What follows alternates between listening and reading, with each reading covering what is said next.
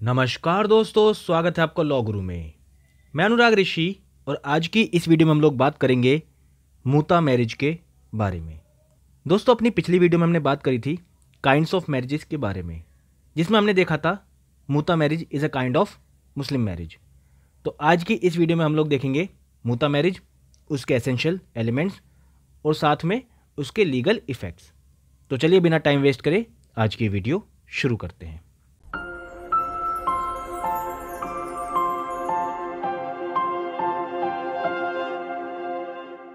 मूता marriage की इस video में सबसे पहले हम लोग बात करेंगे मीनिंग ऑफ मूता मैरिज। मूता और मूता is one of such type of marriage under Islam. मूता may be defined as a temporary union of male and female for specified duration on payment of some consideration. Muta is only practiced by the followers of Ithna Ashariya school under the Shia Muslims. It is considered void under Sunni law. Meaning of the Arabic word muta is enjoyment, pleasure or delight. It is considered as a marriage for pleasure and enjoyment. The duration is fixed at the time of marriage itself. However, a muta marriage is rarely found in India. It is most prevalent in Arabic countries like Iran and Iraq. दोस्तों, मूता या मूता की अगर हम बात करें तो इस्लाम में मुस्लिम marriage का एक टाइप है। वहीं अगर मूता मैरिज की डेफिनेशन की बात करें तो कुछ स्पेसिफिक टाइम के लिए मुस्लिम मेल और मुस्लिम फीमेल का कंसिडरेशन देकर किसी स्पेसिफिक ड्यूरेशन के लिए हस्बैंड वाइफ बनना, या ये कह सकते हैं किसी स्पेसिफिक ड्यूरेशन के लिए शादी करना, निकाह करना मूता मैरिज कहलाता है। इसी के साथ साथ आप लोगों को एक बात और बताना चाहेंगे गाइस कि मूता मैरिज जो है वो शिया स्कूल के अंदर इतना अशारिया जो सेक्शन है, इतना अशारिया जो शिया का ग्रुप है, उसमें पाया जाता है। या ये कह सकते हैं कि मूता मैरिज जो है वो इतना अशारिया जो स्कूल है शिया स्कूल के अंदर, उसमें प्रैक्टिसाइज किया जाता है, उसमें लीगल माना जाता है। वहीं अगर हम बात करें सुन्नी लॉ के अंदर, तो सुन्नी लॉ के अंदर मूता मैरिज जो है वो वॉइड है, वो इलीगल है। अपनी पिछली वीडियो में मैंने मूता शब्द का मतलब बताया था, अब भी बताया था। मूता जो है एक अरेबिक शब्द है जिसका मतलब होता है इंजॉयमेंट, प्लेजर या डिलाइट। तो हम ये कह सकते हैं कि मूता मैरिज जो है एक ऐसी शादी, एक ऐसा निकाह होता है जो इंजॉयमेंट के लिए या ये जो प्लेजर के लिए किया जाता है।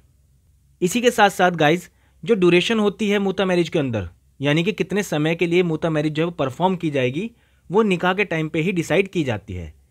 मान लेते हैं ए नामक मुस्लिम व्यक्ति ने बी नामक मुस्लिम महिला के साथ में मूता मैरिज करनी है, तो जब वो मैरिज करेंगे, मूता मैरिज परफॉर्म करेंगे, उसी टाइम पर उसका ड्यूरेशन कि हमें 2 दिन के लिए, 5 महीने के लिए, 7 महीने के लिए, साल, 2 साल के लिए, 4 साल के लिए करनी है, उसका ड्यूरेशन जो है उसी टाइम पर डिसाइड किया जाएगा। साथ ही साथ इसका जो कंसिडरेशन है, जो महर है, जो डोर है, वो भी उसी टाइम पर डिसाइड किया जाएगा कि इतने पैसों में इतने टाइम के लिए ये मूता मैरिज जो है वो परफॉर्म की जा रही है। मूता मैरिज की अगर हम बात करें तो इंडिया में बहुत रेयरली देखी जाती है। ये ज़्यादातर अरब कंट्रीज जो हैं उनमें देखी जाती है, जैसे कि ईरान या फिर इराक। वहीं अगर हम बात करें कि मूता मैरिज के एसेंशियल एलिमेंट्स क्या क्या होते हैं, तो दोस्तों द मूता marriage must be contracted according to the rules prescribed by Ithna Ashariya law. A मूता contracted against any of the following legal conditions is an unlawful union. Essential conditions for a valid मूता marriage are as under.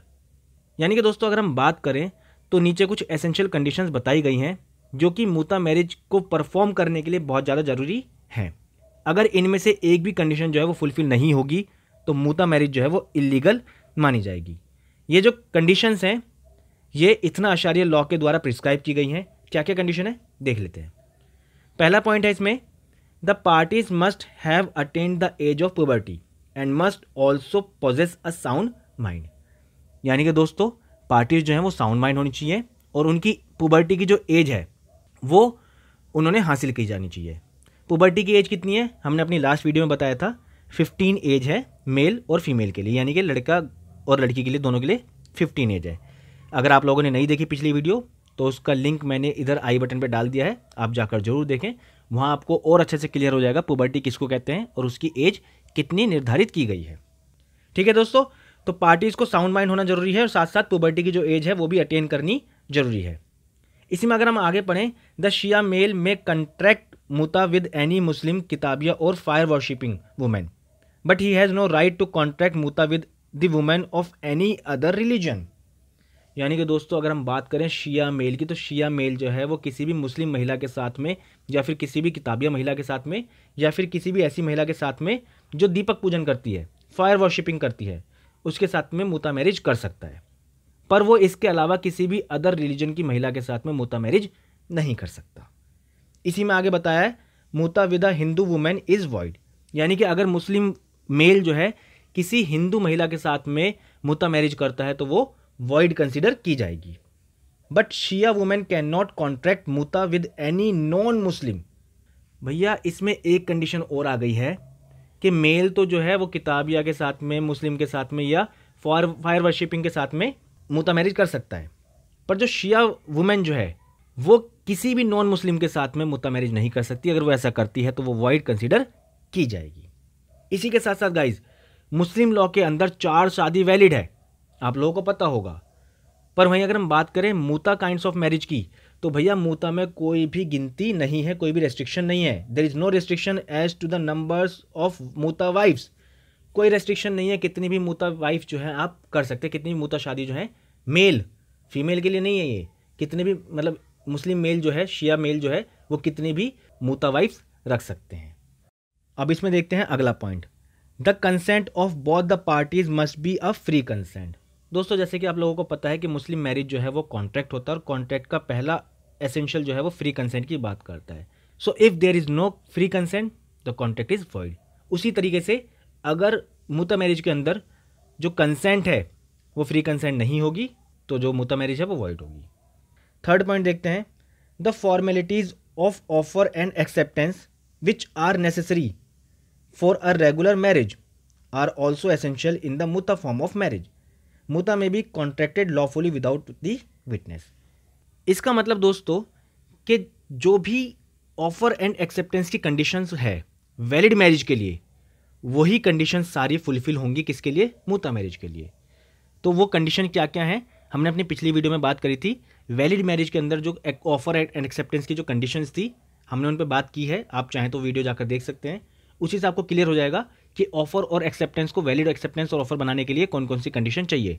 तो वो सारी condition जो है मुता marriage के लिए भी फुलफिल होना बहुत ज़्यादा जरूरी है। अगर वो कंडीशन फुलफिल नहीं होगी तो मुता मैरिज जो है वो वैलिड नहीं होगी। साथ ही साथ इसमें एक चीज़ और है कि मुता मैरिज जो है बिना विटनेस के लॉफुल मानी जाती है, लीगल मानी जाती है।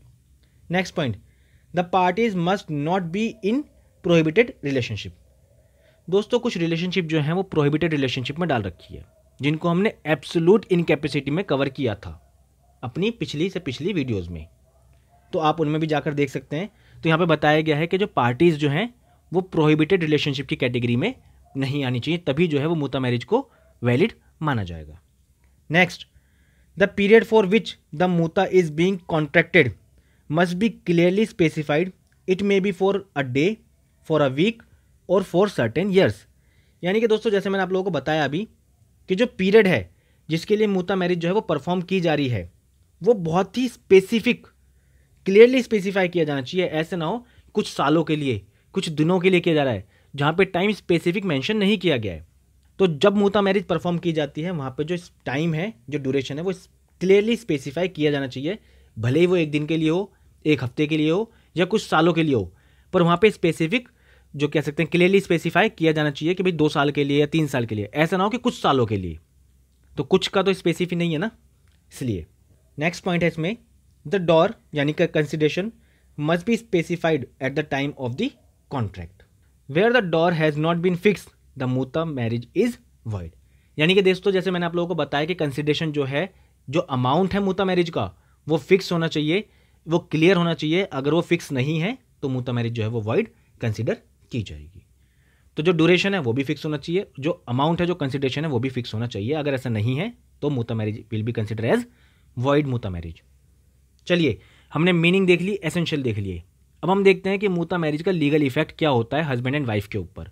जो पार्टीज हैं मुता मैरिज की, उन पे लीगल इफेक्ट क्या होता है। दोस्तों इसमें पहला पॉइंट है, the cohabitation between the parties is lawful. यानी कि जो पार्टीज हैं मुता मैरिज की, जो हस्बैंड एंड वाइफ है, उनके बीच में जो सेक्सुअल रिलेशनशिप बनता है वो अब लॉफुल होगा, लीगल होगा। दूसरा, the children are legitimate and have rights to inherit the properties of both the parties.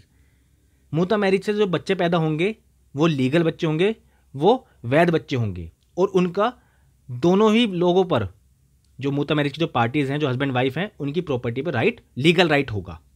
Third point है इसमें, मुता husband and wife have no mutual rights of inheritance. जो मुता हस्बैंड और वाइफ हैं, उन दोनों के आपस में दूसरों की प्रॉपर्टीज पर, यानी कि एक दूसरे की प्रॉपर्टी पर कोई भी म्यूचुअल राइट्स या इनहेरिटेंस राइट नहीं होगा।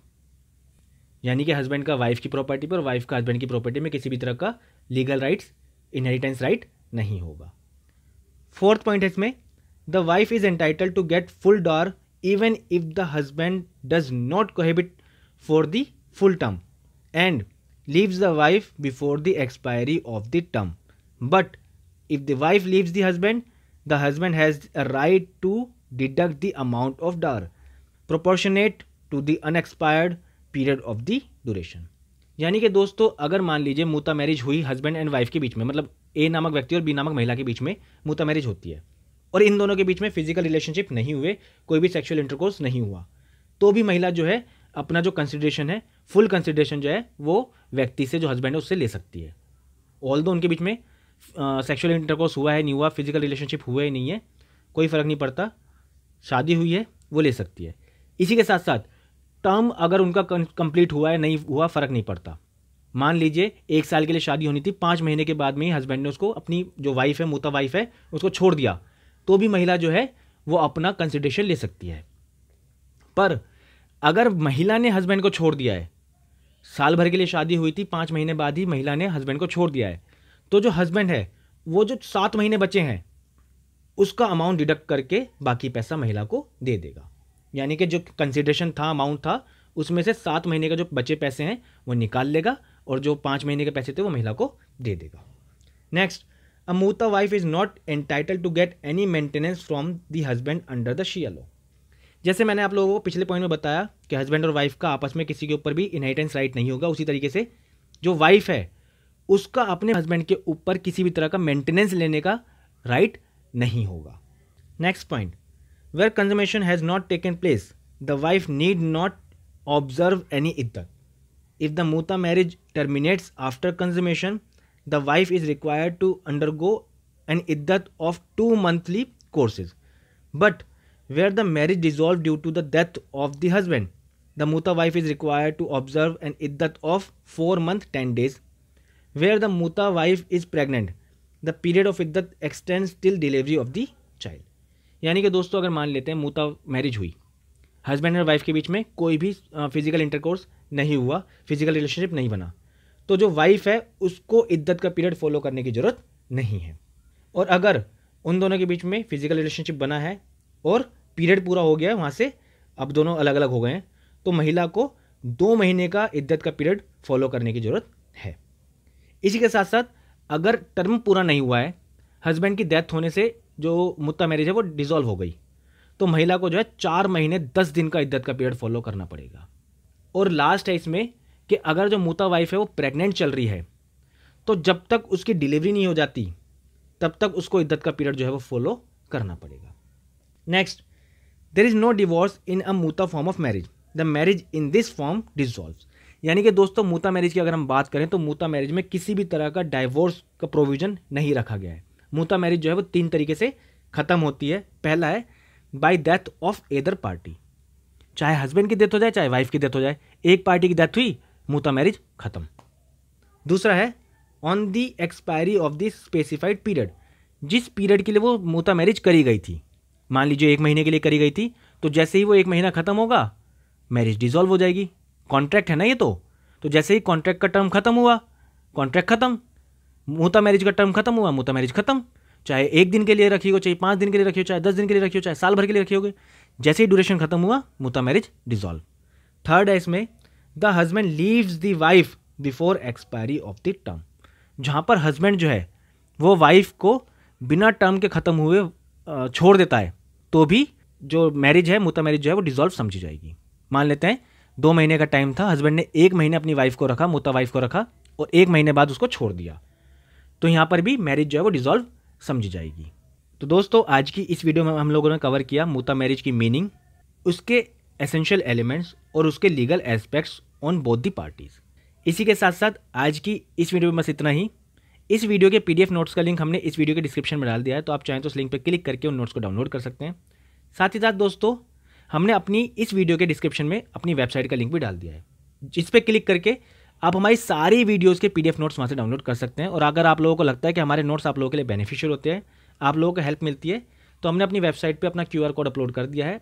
आप उस QR कोड को स्कैन करके जो भी एप्रिसिएशन अमाउंट हम लोगों को ट्रांसफ़र करना चाहते हैं वो हमें ट्रांसफ़र कर सकते हैं। वीडियो अच्छी लगी तो इस वीडियो को लाइक करें, अपने दोस्तों तक इस वीडियो को शेयर करना ना भूलें। साथ ही साथ अगर आपको किसी भी तरह का कोई भी डाउट है तो हमें फेसबुक पे जाकर, हमें इंस्टाग्राम पे जाकर या व्हाट्सएप पे मैसेज करके अपने डाउट को क्लियर कर सकते हैं। और अगर आप लोगों ने अभी तक हमारे चैनल को सब्सक्राइब नहीं किया है तो चैनल को सब्सक्राइब करके बेल आइकन जरूर दबाएं, ताकि कि आपको मिल सके हमारे चैनल से जुड़ी हर अपडेट।